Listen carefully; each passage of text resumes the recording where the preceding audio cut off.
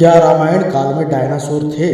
इस धरती पर कभी ऐसा विशालकाय जीव हुआ करते थे जो आज शहरों में बनी कई इमारत के बराबर थे। उस जीव को लोगों ने बाद में डायनासोर का नाम दिया, जिसका इतिहास करोड़ों साल पुराना है। आपने ऐसी कहानियां या फिल्में देखी होंगी जो ये बताती हैं कि हजारों साल पहले डायनासोर हुआ करते थे, लेकिन पर्दे पर दिखने वाली इन कहानियों और इतिहास के पन्नों को खंगालने में बड़ा अंतर होता है। ऐसे में आज के इस वीडियो में हम तथ्यों के आधार पर यही जानने की कोशिश करेंगे कि आखिर डायनासोर कब से कब तक पृथ्वी पर थे। अगर ये इतने प्राचीन हैं तो क्या रामायण काल में डायनासोर का कोई अस्तित्व था? तो मित्रों नमस्कार और स्वागत है आपका हमारे चैनल संस्कृति दुनिया में। वीडियो में आगे बढ़ने से पहले हमारे चैनल को सब्सक्राइब अवश्य करें, साथ ही बेल आइकन जरूर दबाएं, साथ ही साथ कमेंट बॉक्स में जय श्री राम अवश्य लिखें। चलिए अब करते हैं ज्ञान की बात।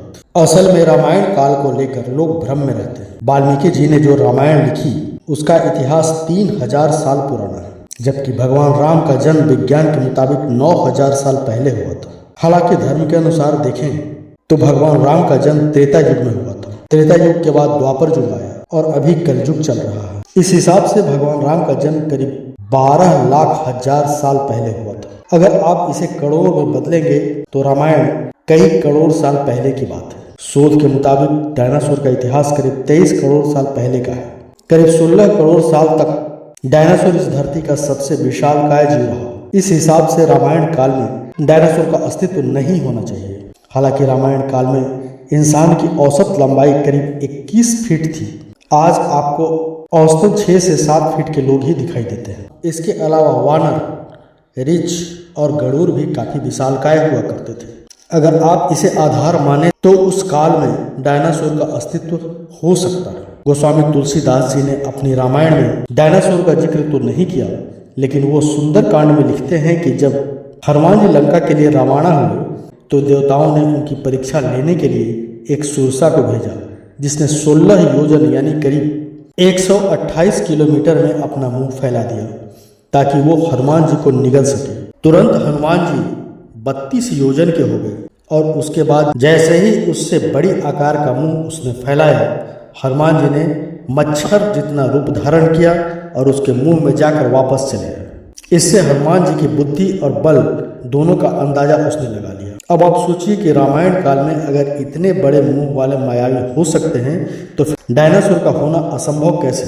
हालांकि एक सवाल जो आपके दिमाग में भी उठ रहा होगा कि अगर डायनासोर थे तो फिर प्रमाण हमें क्यों नहीं मिलता? क्योंकि वाल्मीकि रामायण से लेकर गोस्वामी तुलसीदास जी के रामचरितमानस में इसका जिक्र नहीं मिलता। तो मित्रों इसका कारण यह भी हो सकता है कि शायद इसका प्रसंग ही कहीं नहीं आया हो, क्योंकि रामायण में कई अन्य बातों का जिक्र भी नहीं है। इसके अलावा एक कारण यह भी हो सकता है कि इस भयानक दिखने वाले जीव को डायनासोर नाम तो हम लोगों ने दिया है। हो सकता है कि इसकी प्रजातियों को तब बड़े और विशालकाय जीव कहकर बुलाया जाता हो। ऐसे में एक संभावना यह भी है कि वरुण देव के वाहन मकर और टिबलिंगा जैसे समुद्री जीव भी इसी लुप्त हो चुकी प्रजाति का हिस्सा रहे हैं। वैसे हिंदू धर्म में रामायण से पुराना वेद को माना जाता है। ऋग्वैदिक काल के बारे में ज्यादा जानकारी तो नहीं मिलती, लेकिन अगर आप उस वक्त डायनासोर को ढूंढेंगे तो शायद ये न मिले, क्योंकि वेदों में भी इसका कोई जिक्र नहीं मिलता। सिर्फ डायनासोर ही नहीं, वेदों में और पुराने वेदों में तो kangaroo, kiwi, platypus, armadillo, cassowary, penguin जैसे किसी भी ऐसे पशु पक्षी का जिक्र नहीं है जो भारतीय उपमहाद्वीप के बाहर पाया जाता हो। उस समय से लेकर 19वीं सदी में डार्विन द्वारा विकासवाद की खोज से पहले तक किसी को ना तो डायनासोर का पता था, ना विकासवाद का, और ना ही लोग ये जानते थे कि जीवन की उत्पत्ति कैसे हुई। आज भी धर्म यही मानता है कि मनु, शत्रुपा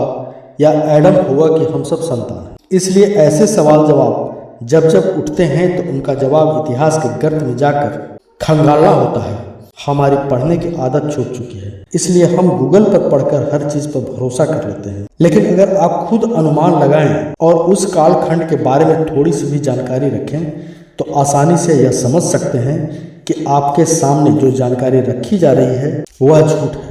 कुछ लोग इस बात को तो मानते हैं कि डायनासोर का पृथ्वी पर अस्तित्व था, लेकिन इस बात को नहीं मानते कि रामायण काल की कोई प्रासंगिकता थी। धरती पर कभी भगवान राम का अवतार हुआ था। ऐसे लोग सिर्फ और सिर्फ विज्ञान के सहारे खुद को आधुनिकता का हीरो साबित करना चाहते हैं। जबकि आप ये जानकर हैरान हो जाएंगे कि रामायण काल से जुड़े कई रहस्य अब तक विज्ञान नहीं सुलझा पाया है। डायनासोर वाला सवाल अक्सर लोगों के दिमाग में उठता है। धर्म ग्रंथ ये कहते हैं कि राम राज में इंसान से लेकर हर पशु पक्षी तक सुखी था, किसी को किसी बात की कोई तकलीफ नहीं थी। अगर ऐसा है और डायनासोर उसके पहले से रहा होगा तो फिर मानकर चलिए कि रामायण काल में वह तो विलुप्त हो ही नहीं सकता। हालांकि डायनासोर के बारे में सुनते ही विशालकाय जीवों की तस्वीरें दिमाग में बन जाना आम बात है। आज जैसे हम डायनासोर के लिए चिंतित हैं, उसी तरह धरती पर कई विशालकाय पशु पक्षी आज विलुप्त या खत्म हो रहे हैं। उनके बारे में सोचना होगा।